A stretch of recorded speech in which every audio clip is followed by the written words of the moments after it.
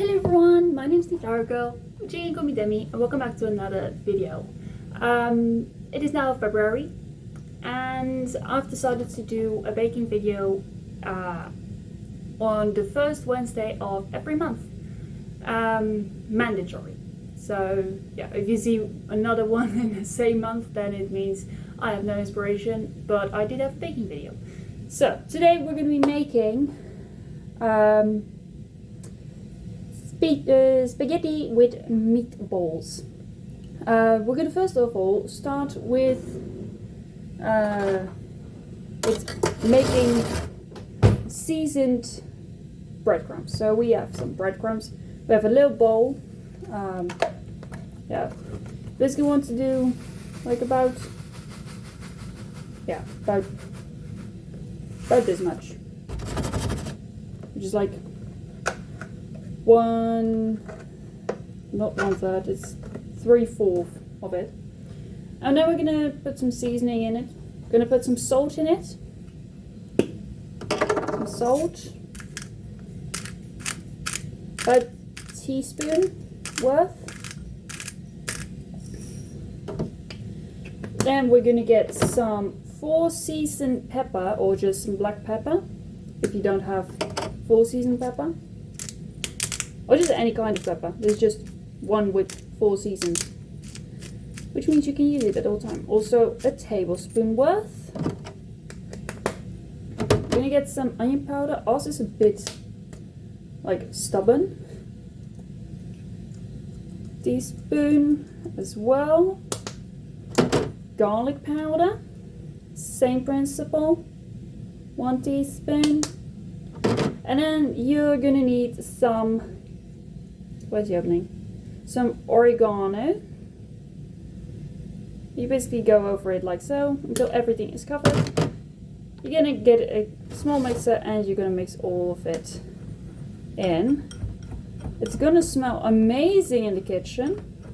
So now you've made some seasoned breadcrumbs. Gonna roll up your sleeves and you're gonna get a bowl. We're gonna get a pack of 1 kilogram of minced beef, but you can also do half minced beef, half minced pork, because that's also a thing. You put that in. Something that I've found out works the best is you want to knead it first. You're gonna practically already mix it in so that like everything, it's easier to mix everything in. But it's a terrible feeling, especially when it's just out of the fridge. I really don't like it. So yeah. You have all the seasoning done, practically. And then what you want to do is you want to grab an egg and you want to basically halve it. You basically want to separate the yolk from the thing. And I'm going to do it on the camera. I want to separate the yolk from the egg white. I don't know why I say yolk, but here I am. You're basically only gonna need the yolk. Last time I did this, I cut myself on the eggshell.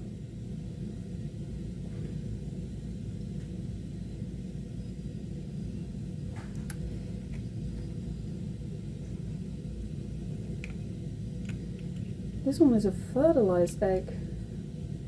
You can tell by the white bit here.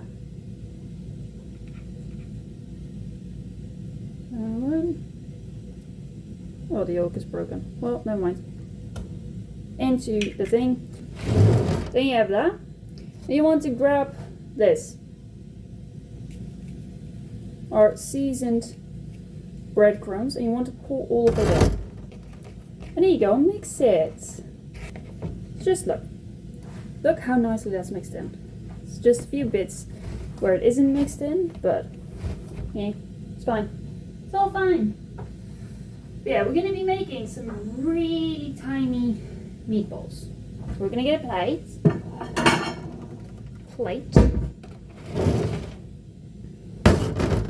and we're gonna get a tiny teaspoon.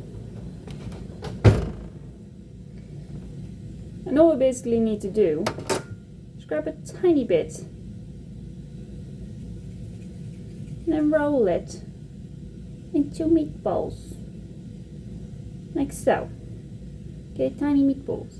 These could actually be good for in the soup. I'm going to be making all of these and then I'll come back for the baking part. The meatballs are done.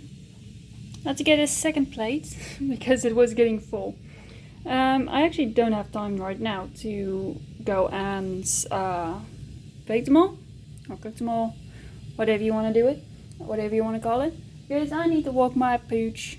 And yeah, I will come back when it is time for the baking. I'm actually going to put these now in the fridge, which I do recommend because then it is, yeah, then they're more sturdy, I guess.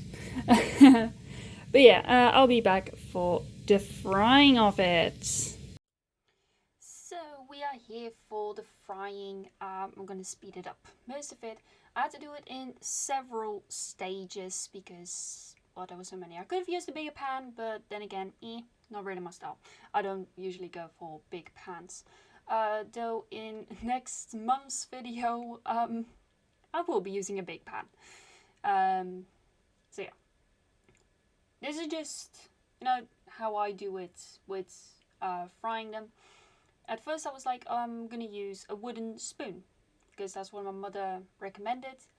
And then I was like, no, I'm gonna use a thong, which actually helped a lot more, which was a lot more useful. But it is really all just what you prefer yourself. If you say, oh, I'm better off with using a wooden spoon, or if you are, if you use other things, it's perfectly fine. There's no real thing that says like, oh, you have to do it like this. And yeah, I was shaking it. Apparently that also helps with mixing, with like getting them to change. So yeah.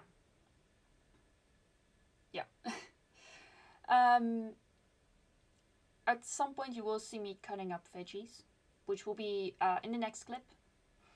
I did actually end up cutting some veggies that we had left over in the fridge. If you want to do it, I recommend using red veggies and a tomato. Yeah, I had to turn on the light because I couldn't properly see if they were cooked or not. It was pretty dark day there when I did this. This was still in January, so yeah. But yeah, I cut up a paprika and a tomato because we still had them left over in the fridge, and they were taking up space, so it's always better. So yeah, they tasted really good. The meatballs, they were so good. It's a recipe I got from the Five Nights at Freddy's cookbook. I actually also used that mixture for almost. I used almost the same mixture. I didn't use. I think in the recipe for the meatballs itself, it didn't say use breadcrumbs. But yeah, I to me, if I make meatballs, there's just breadcrumbs needed. Because, well, with me the meatballs always fall apart. Just like with the burger patties, they always fall apart. So maybe I should have used breadcrumbs in there too. But it doesn't matter. It doesn't matter. If you're good with minced meats, then just like that. Also, big note: when you're putting beef in the pan, like any kind of beef, you shouldn't use oil, because the meat, the beef, it has its own oils, and it will, you will have a lot of grease in it. So yeah, don't do that. You'll waste a lot of oil, unless in the recipe it specifies that you use it, like seasoned oil or something, or it is you have to fry onions first and then put in the beef. Like, if you have to do that, then it's fine if you put oil in the pan before the beef. I don't know. I'm rambling. Yeah, really good meatballs, and you can use them in the soup. And I'm gonna explain to you the soup, the way to make it. So I've made soup, like tomato soup, myself a couple of times, and it's really good. So basically all you need is a big pan. You get a small can of tomato puree and some canned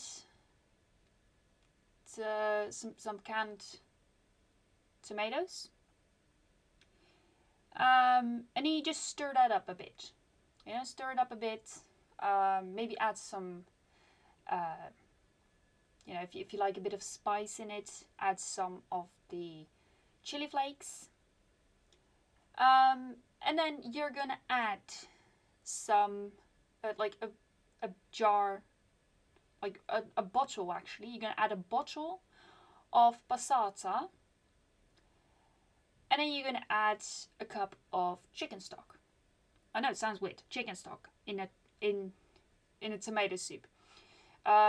If you have something against chickens, you can use veggie stock if that's okay, if you want that.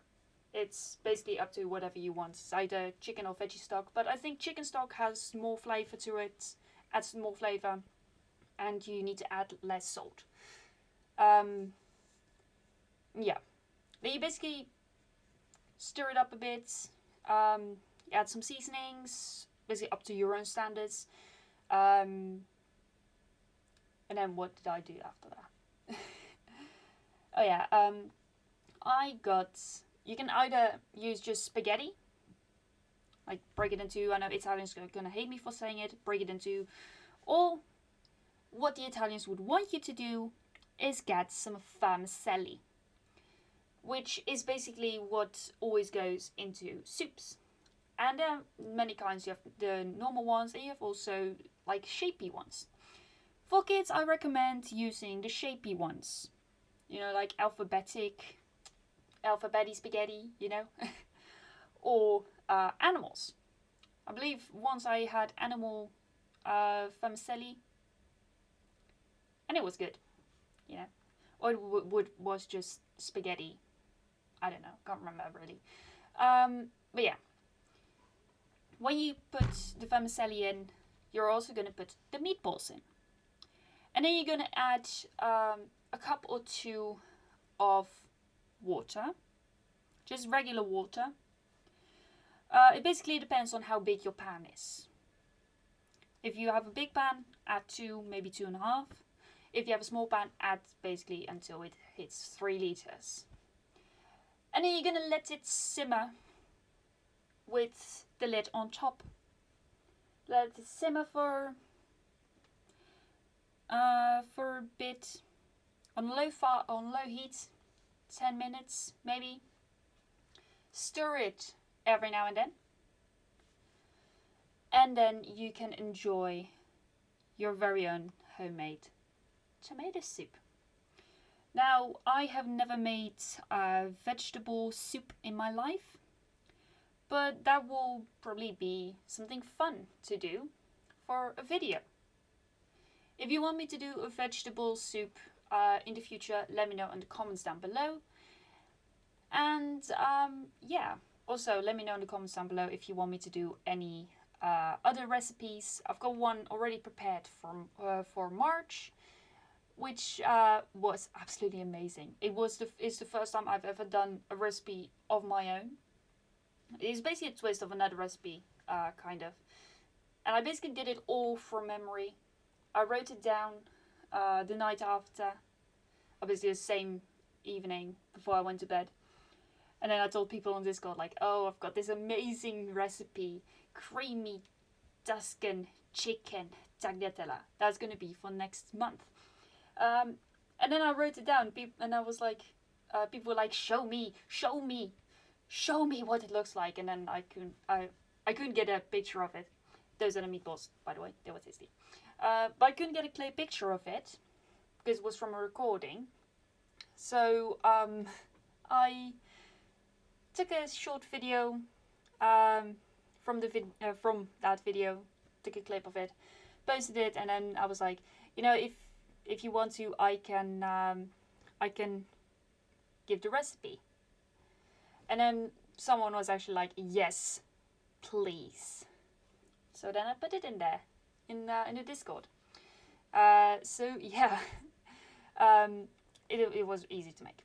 But yeah, anyway, back to February, where we're making a different kind of pasta. But yeah, we have some paprika. You're gonna cut them up into stripes and then chop them up short, like tiny cubes. I'm basically doing that because my dad doesn't like it when it's big chunks, and when they're not cooked properly. Like they need to be soft cooked. You know what I'm saying? Otherwise, he has trouble. So yeah. I think I also added in an onion. And now I think of it. I was thinking of adding in a shallot, which is basically in between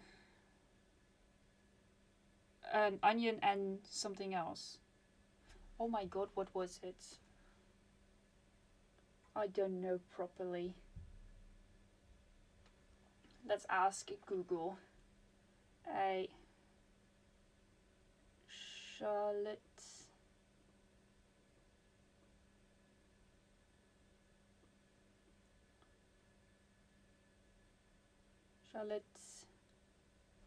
Vegetable.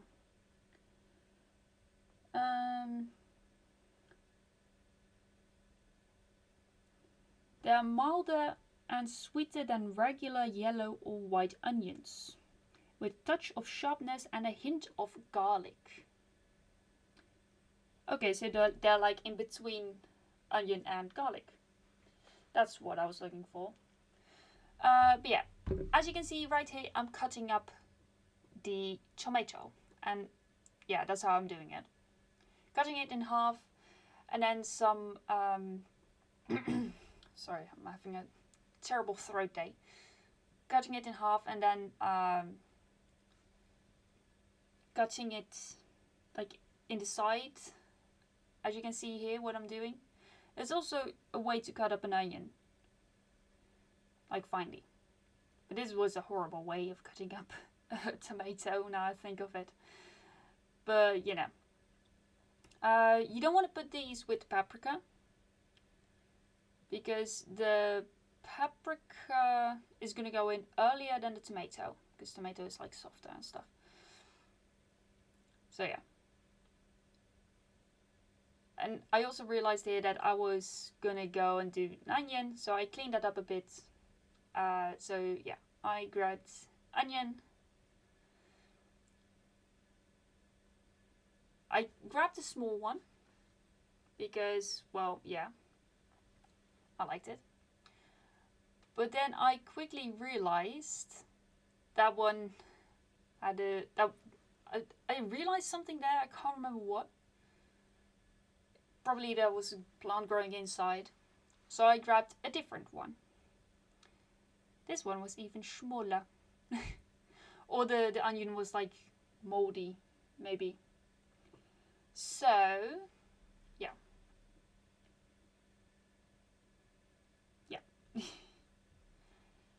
And then you peel it. You get the disgusting skin off. Cut it in half and then do rings. I think I did rings. Or I did rough chops. Like went through it again. We'll see, we'll see. No, half rings. Unless I'm going through it later. We don't know yet. Yeah, I'm going through them. This is roughly chopping at its finest point. Okay, guys? This is how you quickly roughly chop any vegetable or fruit. Yeah, because apparently tomatoes are fruits. So you want to add the paprika and the onion together in the same batch. The tomato is going to go nearer the end. It's softer. So yeah. We're going to start off. First of all, add oil to the pan. Didn't see me doing it. And then you add the paprika and onion in the pan. And you basically want to mix them in until they're nice and soft. So basically the onion needs to be kind of see-through. And the paprika needs to be soft. So like not crunchy, if you know what I mean. So yeah. Gonna be waiting for that. And while you're at it, also start the pan for also start getting some hot water prepared to pour it into the pan for like the pot where the spaghetti is going to be in. Yeah. So we have a hot water dispenser, and it basically dispenses a small stream of hot water. And yeah, it's kind of useful, but also not, because it holds like it has a reservoir of like, I don't know, like ish. Maybe I don't know how much. Can't remember how much it holds, but yeah. Sometimes we don't have enough in the reservoir. So that's sometimes pretty annoying. Anyway, while we wait.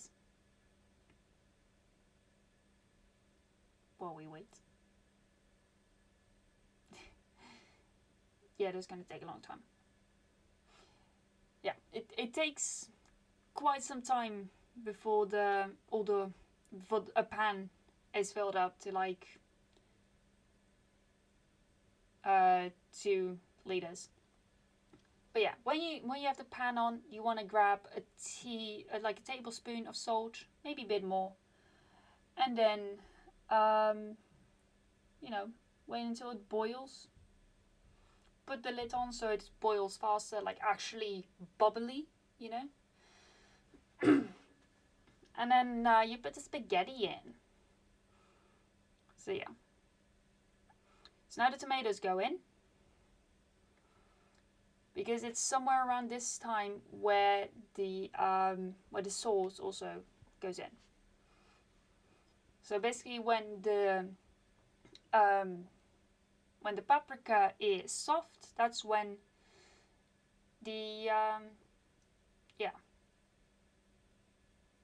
that's when that goes in. You want to get a jar of sugocasa, pour it in. It's gonna be stubborn. So yeah.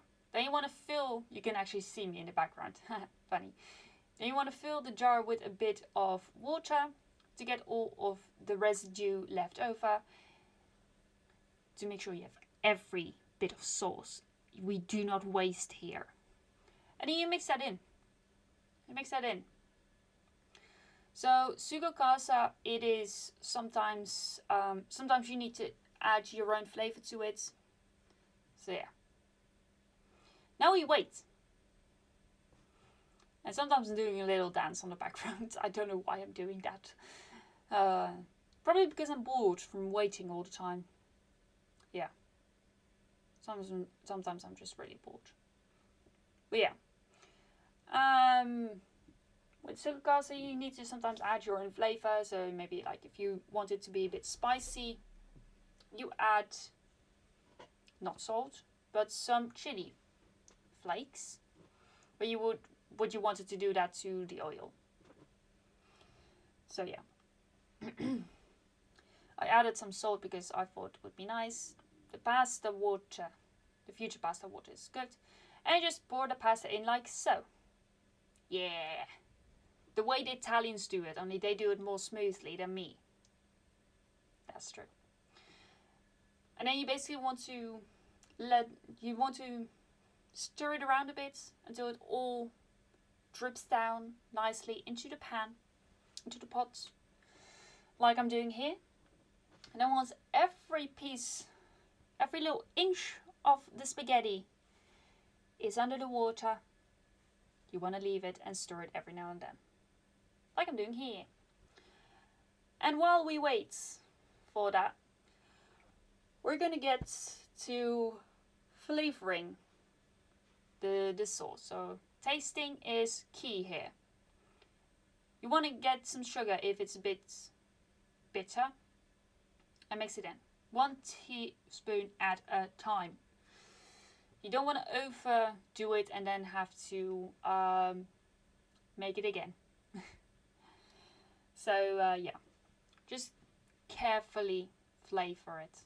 Carefully add flavor. So, taste again. I thought that it needed more sugar. It's just a little bit. And then I also got some Italian herbs. Mixing that in. Smelled lovely in the kitchen at that point in time. And yeah, mixing every little bit in, even the edges. Make sure you grab all the edges. Grab the spoon again, taste it,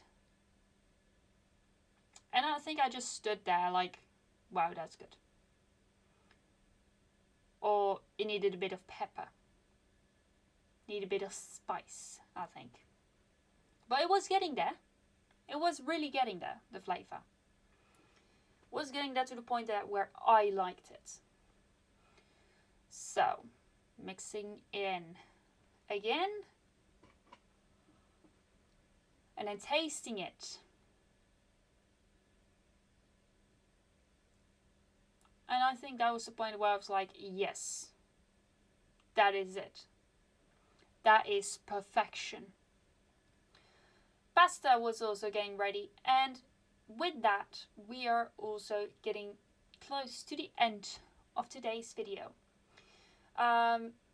Also, nearly when the sauce is cooked, like here, you want to add in, when the sauce is cooked, yeah, sauce, you want to add the meatballs back in.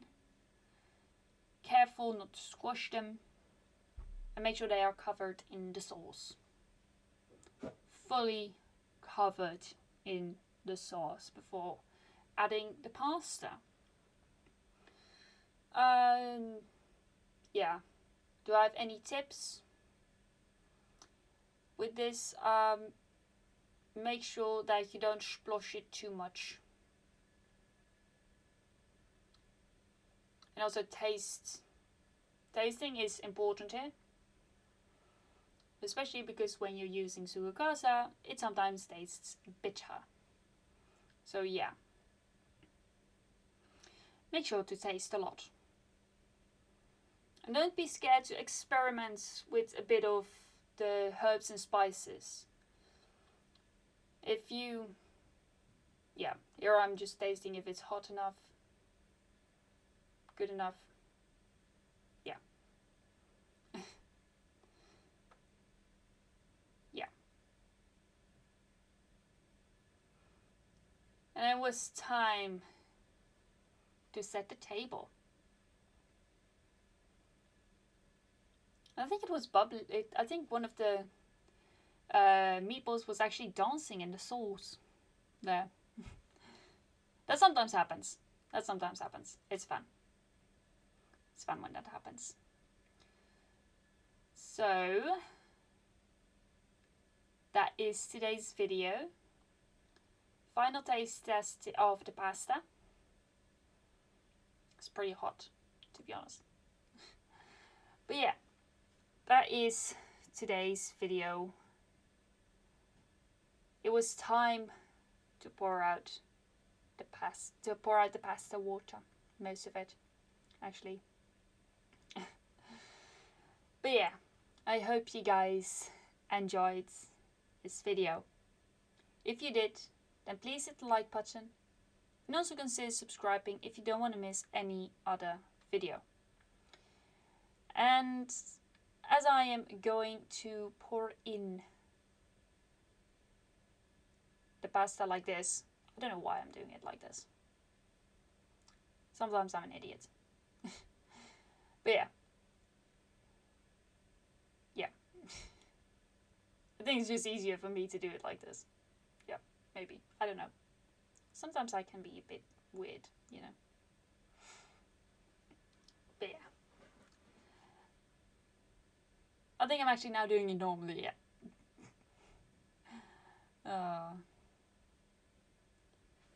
Yeah, mixing it in very nicely. Yeah. Yeah. I'm getting hungry while watching this. I'm now getting hungry while watching it.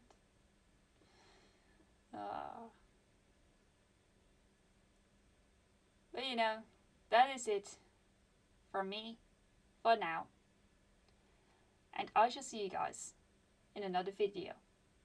And I hope you guys enjoy me mixing it all in.